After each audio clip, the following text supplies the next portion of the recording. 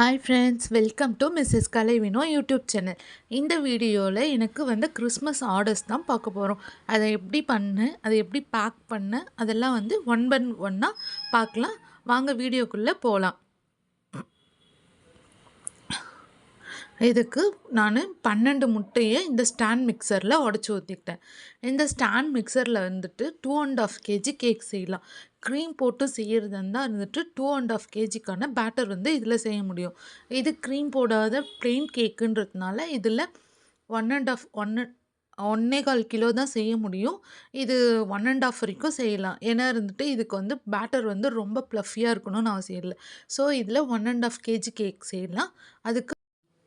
இதுக்கு தேவையான அளவு வெண்ணிலா எசன்ஸும் சுகரும் மெஷர் பண்ணி ஆட் பண்ணியிருக்கேன். சுகர் 1.5 kgக்கு 1.25 கப்புன்ற மாதிரி மெஷர் பண்ணி ஆட் பண்ணியிருக்கேன். இப்போ ஸ்டாண்ட் மிக்சரை ஆன் பண்ணிடலாம். இது ஸ்டாண்ட் மிக்சர் 6th ஸ்பீடில் ஃபுல் ஸ்பீடில் வைக்கணும்.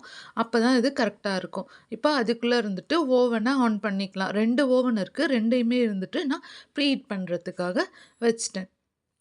இப்போ ஸ்டாண்ட் மிக்சர் ஆயில் மிக்ஸ் பண்ணிக்கலாம். ஆயில் மிக்ஸ் பண்ணிவிட்டு ஒரே ஒரு 2 மினிட்ஸ் ஓடினா போதும். ரொம்ப நேரம் பீட் பண்ணுன்ற அவசியம் இல்லை. 2 மினிட்ஸ் ஓடினோடனே ஆஃப் பண்ணிடலாம். ஆஃப் பண்ணிவிட்டு ட்ரை மிக்ஸை ஆட் பண்ணிடலாம். இது 3 பேட்சஸாக பண்ணும். ரொம்ப ஸ்லோவாக தான் பண்ணும். நான் இதில் கொஞ்சம் ஃபாஸ்ட்டாக காமிச்சிருக்கேன். இல்லைன்னா கட்டி கட்டியாக ஆகிடும். ஒரு டைம் ஆட் பண்ணிவிட்டு அது இது உடஞ்சப்புறமா நெக்ஸ்ட் டைம் ஆட் பண்ணிக்கலாம். இந்த மாதிரி 3 டைம்ஸாக நான் மிக்ஸ் பண்ணி எடுத்துக்கிட்டேன். அப்புறம் இதுக்கு தேவையான டூட்டி ஃப்ரூட்டியும் ஆட் பண்ணிடலாம். இது டூட்டி ஃப்ரூட்டி ஆட் பண்ணதும் இதை மெஷர் பண்ணி டின்னில் தனித்தனியாக ஊற்றிக்கலாம். ஒரு டின்னில் 1/2 kgன்ற மாதிரி நான் ஊற்றி எடுத்துக்கிட்டேன். இதை வெயிட் மிஷினில் வச்சு ஒரு இதுலேயும் 1/2 kg வர அளவுக்கு மெஷர் பண்ணியிருக்கேன். 1/2 kgன்றதுக்கு 550 ml அப்படி எடுத்தோம்னா 550 கிராம் எடுத்தோம்னா 500 கிராம்ஸ் கரெக்டாக இருக்கும். ஒரு கொஞ்சம் எக்ஸ்ட்ரா எடுத்தோம்னா நம்மளுக்கு வெந்து வரும்போது இது கரெக்டாக 500 கிராம்ஸ் 1/2 kgக்கு நம்மளுக்கு வரும். இந்த மாதிரி தான் நான் ஒரு டின்லேயாக ஃபில் பண்ணி எடுத்துக்கிட்டேன். அதுக்கப்புறமா மேலேயும் டூட்டி ஃப்ரூட்டி டெக்கரேஷன் பண்ணேன். இது மேலேயும் டூட்டி ஃப்ரூட்டி போடும்போது தான் பார்க்குறதுக்கும் நல்லா அழகாக இருக்கும். ஸோ அதனால் மேலேயும் டூட்டி ஃப்ரூட்டி போட்டு எடுத்துக்கிட்டேன். டோட்டலாக 16 வர மாதிரி நான் ஊற்றி எடுத்துக்கிட்டேன். இதை நம்ம இப்போ ஓவனில் வச்சு பேக் பண்ணிடலாம்.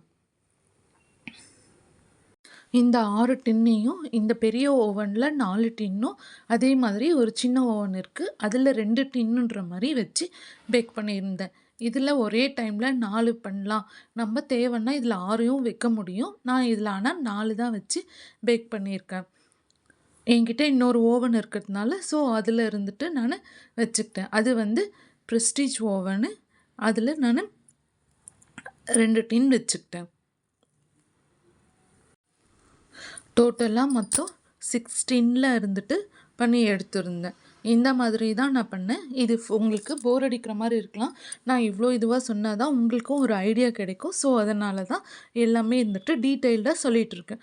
ஓகே ஃப்ரெண்ட்ஸ், பேக் பண்ணி எடுத்த கேக்கு இது ஒரு திருப்பி வேணுன்றதுனால நான் வீட்டுக்காக ஒரு 1/2 kg பண்ணியிருந்தேன். அவ்வளோதான் ஃப்ரெண்ட்ஸ். இந்த மாதிரி தான் பேக் பண்ணியிருந்தேன். என்னோடய பாக்ஸில் போட்டு நீட்டாக பேக் பண்ணிவிட்டு என்னோடய விசிட்டிங் கார்டும் ஒட்டி கொடுத்துருந்தேன். இதே மாதிரி செகண்ட் டைம் ஒரு 1.5 kg கேக் ஆர்டர் வந்திருந்தது.